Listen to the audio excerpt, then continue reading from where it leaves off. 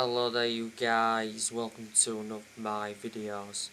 Going to be giving you my predicted 11 for Manchester United's game against Crystal Palace at the Melbourne Cricket Ground. It's a pre-season friendly. So I'm going to go with the 4-3-3 formation. So in goal, I'm going to go with David De Gea if he's fit.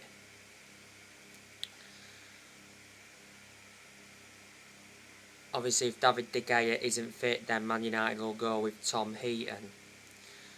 David De Gea has been injured. He came off injured in Manchester United's 4-0 win against Liverpool in Bangkok.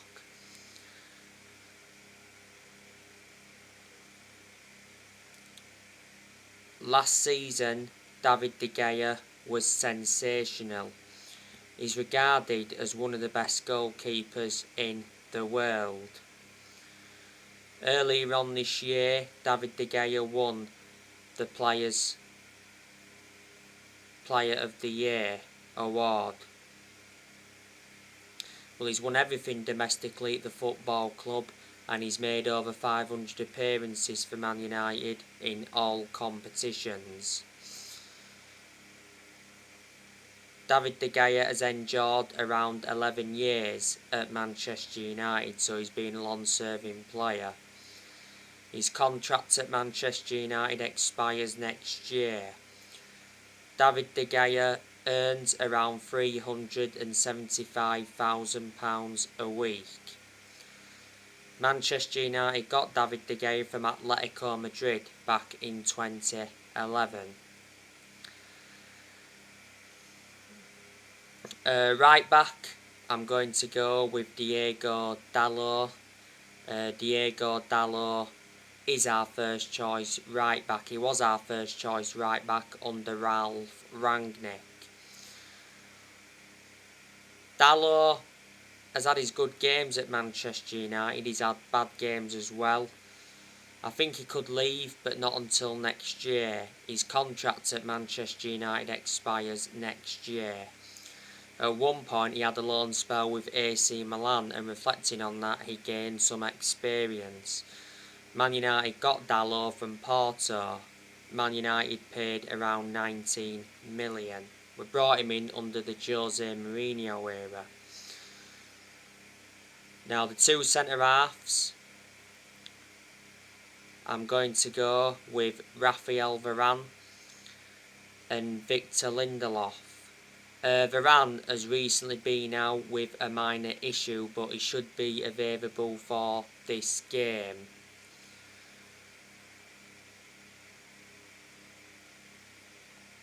Varane,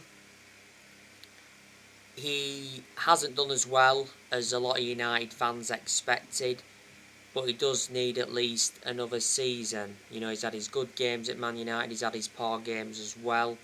He's had injuries as well, Varane, at Man United. Varane is regarded as one of the best centre-halves in the world. He's highly experienced and he's got a good pedigree behind him, because look at the amount of silverware Varane won when he was at Real Madrid, and he was a long-serving player at Real Madrid. He was at Real Madrid for around 10 years. Varane's got a contract with Man United until 2025.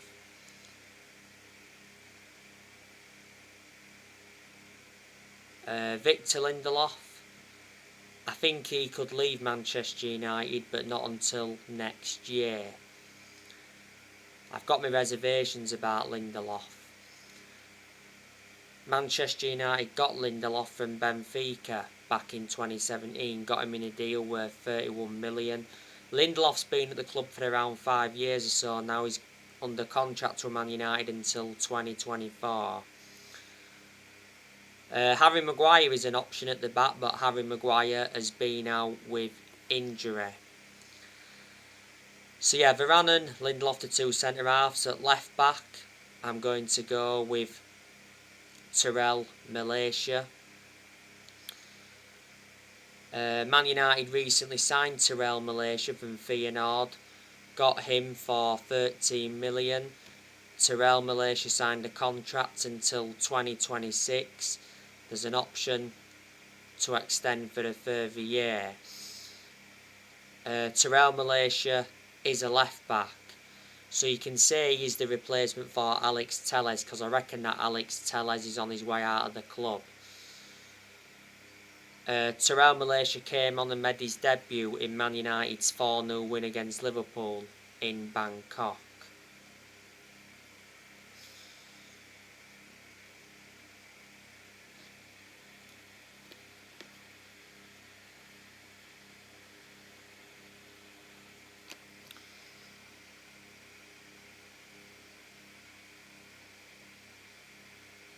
Now the three midfielders, I'm going to go with Fred, Scott McTominay and Bruno Fernandes.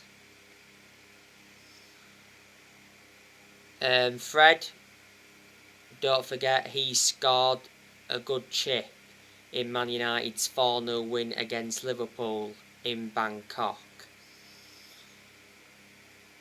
Fred last season had some good games, but towards the end of last season Fred picked up an injury, and since then he has struggled for consistency. I've got my reservations about Fred. Man United got Fred from Shakhtar Donetsk for around 50 million. Scott McTominay, he scored in Man United's 4-1 win against Melbourne Victory. McTominay's goal was deflected. I think McTominay needs more time at Manchester United. You know, he's still young, he's got a lot of development in him. The best games I recall Scott McTominay having at Man United was the cup game against Aston Villa last season. He played very well in the 5-1 win against Leeds on the opening day of last season. He played well in the 6-2 win against Leeds because he scored twice in that game. McTominay has been part of the club for a long time. He came up our academy. Revert back to 2020, he committed his future to the club because he signed a 5-year contract.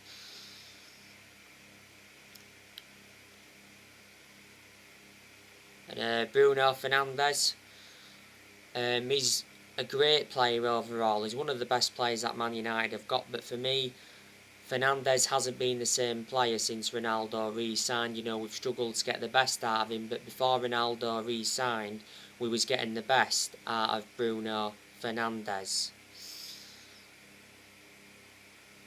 Earlier on this year, Fernandes signed a contract with Man United until 2026.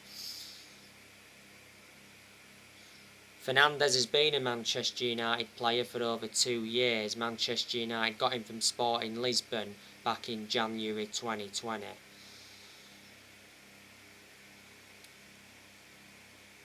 On the left wing, I'm going to go with Marcus Rashford. Marcus Rashford did score in Manchester United's 4-1 win against Melbourne Victory. It was a good composed finish from Rashford. Eric Bailly was the provider. Rashford could have had more than one goal against Melbourne Victory. I'm hoping we can get the best out of Rashford this season, because I thought last season he really struggled. But for me, Rashford hasn't been the same player since he had that operation on his shoulder. He missed the first 2 months of last season with that shoulder problem. We know Rashford's staying at Manchester United this year because he's already confirmed he wants to stay. Earlier on this year, Rashford rejected a move to Tottenham. Rashford's contract at Man United expires next year. He has been part of the club for a long time, came up our academy, he joined Man United's academy at the age of 7 and he broke into our senior squad back in 2016.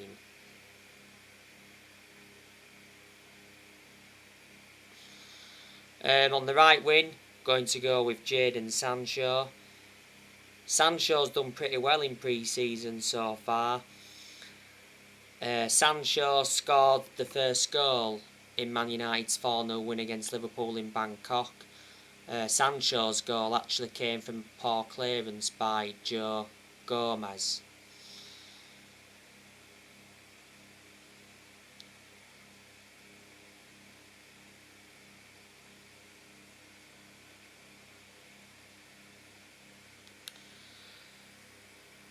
We're now getting the best out of Sancho though. I thought he was in scintillating form towards the end of last season.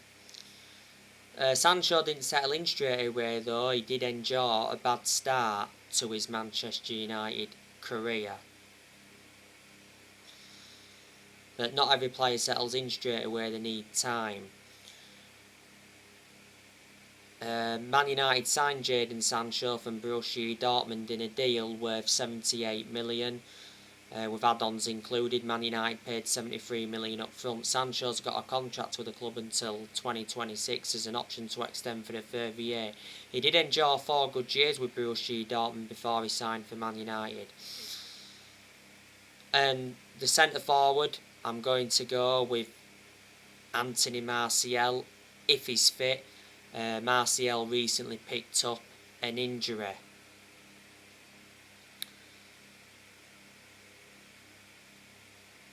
Martial has enjoyed a good start to pre-season. You know, Martial scored 2 goals in our first 2 pre-season games. He scored in the 4-0 win against Liverpool. It was a good chip. And he scored in the 4-1 win against Melbourne Victory. Martial could still leave Manchester United. Last season he was out on loan with Sevilla. The best season Martial enjoyed at Man United was his debut season under Louis van Gaal. Man United got Martial from Monaco. He's been at United for around 7 years. Martial's got 2 years left on his contract. So that's how I think Manchester United could line up against Crystal Palace. Like I've said to you, we've got some injuries. Varane's had a minor issue. De Gea's been injured. Williams is injured. Maguire's been injured. And Martial recently picked up an injury. But I'm expecting Man United to make some changes from the 4-1 win against Melbourne Victory. But like I say, we've had a good start to pre-season. Man United have won 2 games out of 2 so far. Crystal Palace, they recently beat Ipswich 4-2. Not so long ago they lost 2-0 to Liverpool. I do know a lot of players that Crystal Palace have got. They have Wilfred Zaha. He's probably the best player that Crystal Palace have got. Don't forget, Wilfred Zaha is a former Manchester United player.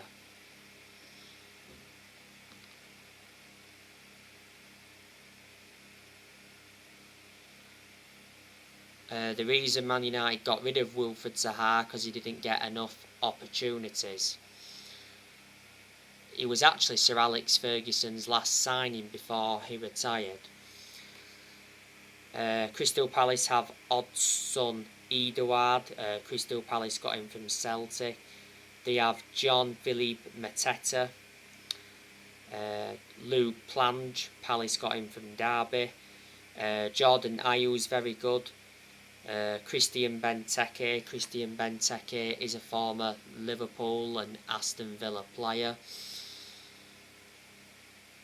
Jeffrey Schlupp is good. They have Will Hughes.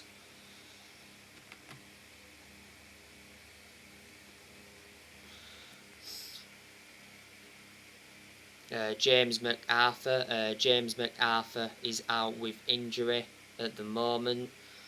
Nathan Ferguson, Reece Hannum, Tyrick Mitchell, Joe Ward, James Tompkins, Nathaniel Klein. Don't forget Nathaniel Klein is a former Liverpool and Southampton player.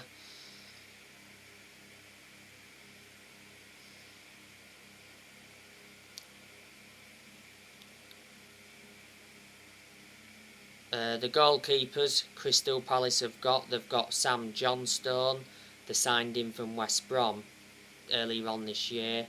They have Jack Butland, Remy Matthews, and they've got another goalkeeper as well, but I can't remember his name.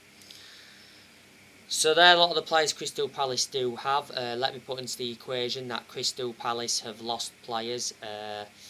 Martin Kelly did leave them. I think, has he retired now?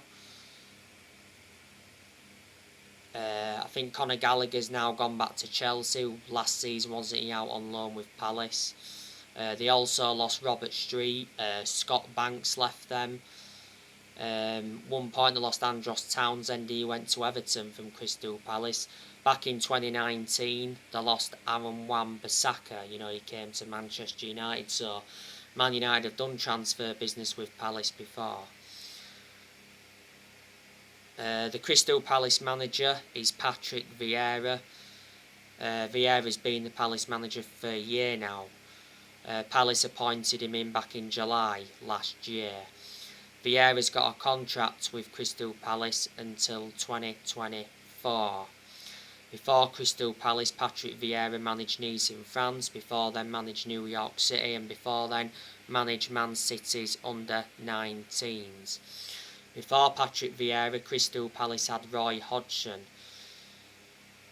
Obviously, when Roy Hodgson left Crystal Palace, he went to become the Watford manager. Roy Hodgson left Watford at the end of last season.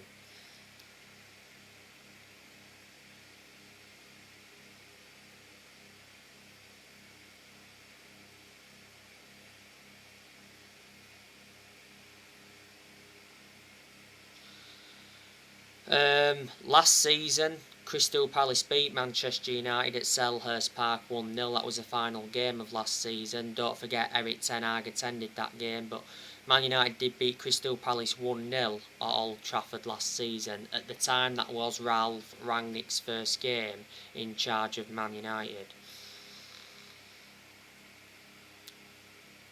So there you go. So anyway guys, that's everything to update you with. Drop your comments, likes, on the channel if you do, consider subscribe as always, and take care. God bless. See you all again very, very soon.